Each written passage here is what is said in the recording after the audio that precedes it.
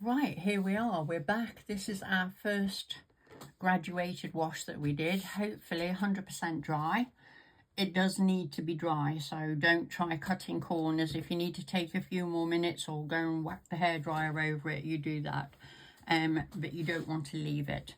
So I'm still working with the ultramarine blue. We're going to turn this into a little bit of a seascape. The only brush I'm using this time is the Graduate 1/4 inch sword brush.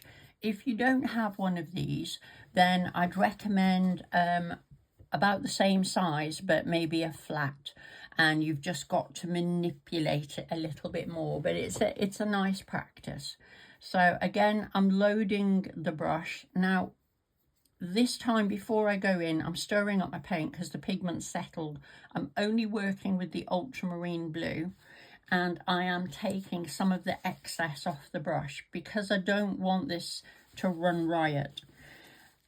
The first thing I want is to get a horizon line sort of in here.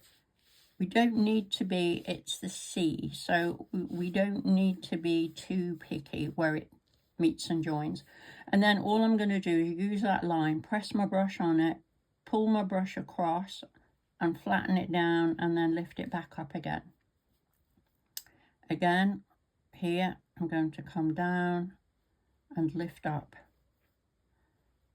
across, down and lift up.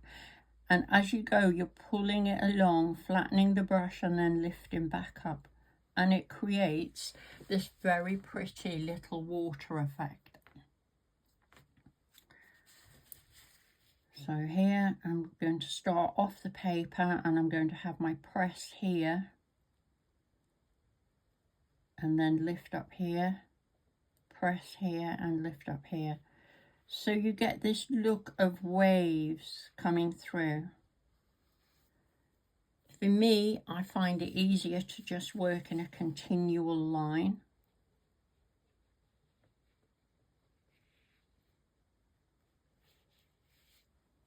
And it just leaves enough of the pigment behind. I'm going to go back there, press, lift, press, lift.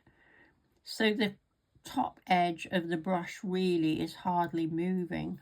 What's changing is how much of the brush is coming into contact with the paper.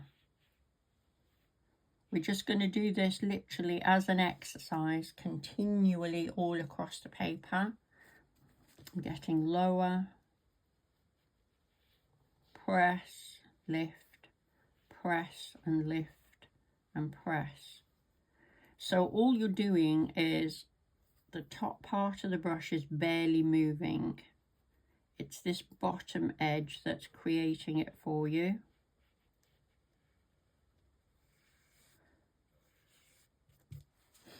Done that bit.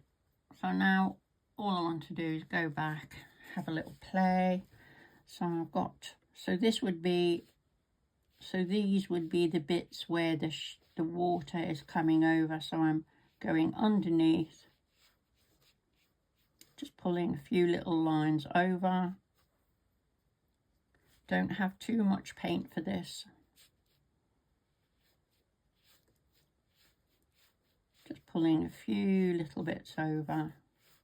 Gives you quite a nice impressionistic.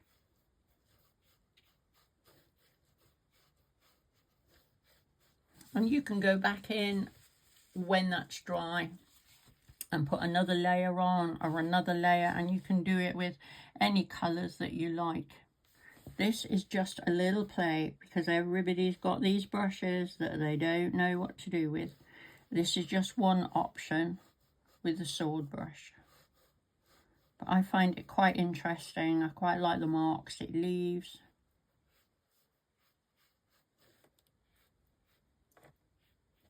And that's it. Done. Okay. If you want to put some fishes in there, you feel free. Your picture, you do what you like with it.